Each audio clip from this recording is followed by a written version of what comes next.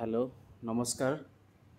আহক আজি আমি জানো জুবিনদাৰ যি ছিংগাপুৰত যি দুৰ্ঘটনাত মৃত্যুবৰণ কৰিছে, সেই জাগাখিনি আচলতে কি আছিল আৰু সেই জাগাখিনি আচলতে ৰহস্যময় হয় বুলি বহুতে কোৱা আমি শুনা পাইছোঁ। তো আমি চাওঁ আজি সেই জাগাখিনি কি হয়। মই আজি ChatGPT-ত এইখিনি চাৰ্চ কৰি চাইছোঁ। জুবিনদাই যি জাগাখিনিত গৈছিল সেইটো লাজাৰুছ আইলেণ্ড বুলি কয়। তো সেইখিনি আচলতে বহুত শান্ত এটা জাগা, একদম নীলা পানী যিটো পায় সেইটো পানী আছে। আৰু অলপ তাৰে কিছুমান ৰেপুটেশ্যন, অলপ বেয়া ৰেপুটেশ্যন আছে। তাৰ যদি হিষ্টৰী আমি চাব যাওঁ, সেই নামটো আচলতে লাজাৰুছ আহিছিল এটা বাইবেলৰ পৰা।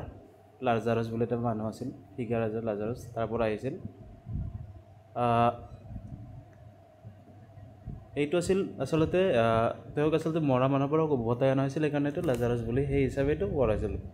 এইটো আচলতে আছিল ছিংগাপুৰৰ এটা দক্ষিণ প্ৰান্তৰ এটা আইলেণ্ড। সেইটো কি আছিল, এটা সময়ত মানে যেতিয়া আমাৰ ডিজিজবিলাক হৈছিল তাতে সেইটো কোৱাৰেণ্টাইন এৰিয়া হিচাপে সেইটো কৰা হৈছিল। কলেৰা বা স্মল পক্সৰ টাইমত আৰু মানুহবিলাক তাতেই ৰখা হৈছিল মৰাৰ পিছত। তো লাহে লাহে কিছুমান ষ্টৰীৰ কাৰণে সেই আইলেণ্ডটো হণ্টেড বুলি মানুহে কয়। কিছুমান ৰিমাৰ্ছ আছে, লোকেলে তাতে কিছুমান ভূত প্ৰেতৰ বা আচৰিত বস্তু, ষ্ট্ৰেঞ্জ বস্তু, ফিলিং এনেকুৱা পায় বুলি পায়, স্পেচিয়েলি ৰাতি। আৰু যিহেতু আইলেণ্ডটো বহুত দূৰত আৰু ৰাতিত তেনেকুৱা অলপ ভয় লাগে বুলি কয়। তো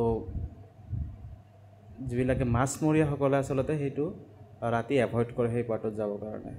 আৰু সিহঁতে কিছুমান মিষ্টেৰিয়াছ লাইট, আচৰিত ধৰণৰ লাইট বা পানী টাইপৰ এইবিলাক দেখা পায়। কিন্তু আজিকালি যিটো ৰিয়েলিটি, এইটো মষ্টলি পিচফুল বুলিয়ে কয়। কিন্তু তাত কিছুমান ঘোষ্ট ষ্টৰিজ আছে বা মানুহৰ ডুবাৰ বহুত কাহিনী আছে। তাৰ অৰিজিনেল ৰিজনটো ষ্ট্ৰং কাৰেণ্ট, যিটো পানীৰ সোঁতটো বহুত বেছি, নাৱৰীয়াসকলে যিটো কয়। তাৰপিছত কিছুমান আছে নাবিকবিলাকেও কয়, যিবিলাকে সাঁতোৰে, সিহঁতে কোৱা মতেও জাগাখিনি অলপ বেয়া। হিষ্ট্ৰী চাব গ'লে যিটো মই আগতেই ক'লোঁ, সেইটো এজ এ কোৱাৰেণ্টাইন এৰিয়া হিচাপে ইউজ কৰা হৈছিল কলেৰা বা সেইবিলাক ডিজিজৰ টাইমত। তো তাতে মানুহবিলাক তাৰপিছত তাতেই ৰখা হৈছিল।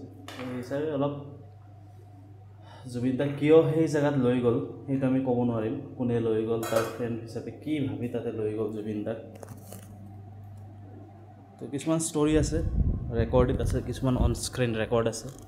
যেনেকুৱা মাৰ্চৰ 2022 তাৰিখে এজন 43 বছৰীয়া মানুহ, কুৰ্ণিয়া হাৰ্ডিমেন চামাৰ্ডি নামৰ মানুহজন তাতে মিচিং হৈছে। আৰু পিছত ছানডেত মিচিং হৈছিল আৰু তেওঁৰ বডিটো পোৱা গৈছিল লাজাৰুছ আইলেণ্ডত টিউজডে মৰ্ণিং।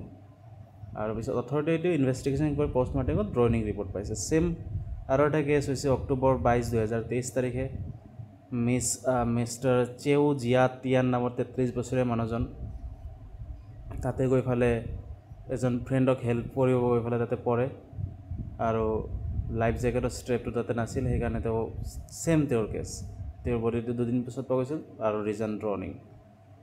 আৰু কেছ ফেব্ৰুৱাৰী 2023, এজন পাইলট নাবিল মহম্মদ গাজিল, তাতে ছেম কেছ, বটৰ পৰা পৰি পেলে তাতে ঢুকাইছে।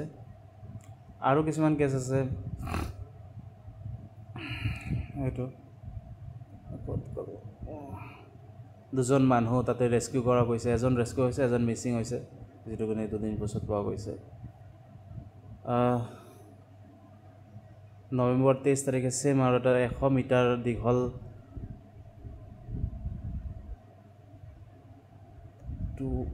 গ্ৰীণ টাৰ্টল, মানে তাতে বহুত ডাঙৰ 2টা সেউজীয়া কাছ তাতে মৰিছে 100 মিটাৰ জাল এটাত ফচি খালে, ছেম তাতে ডুবাৰ কাৰণ।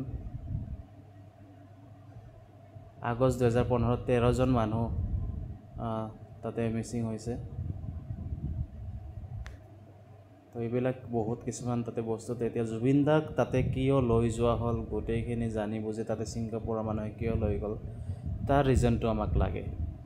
এইখিনি যিখিনি পাইছোঁ মই ChatGPT-ৰ পৰা পাইছোঁ। আপোনালোকে চোৱাৰ কাৰণে আপোনালোকক ধন্যবাদ। Thank U.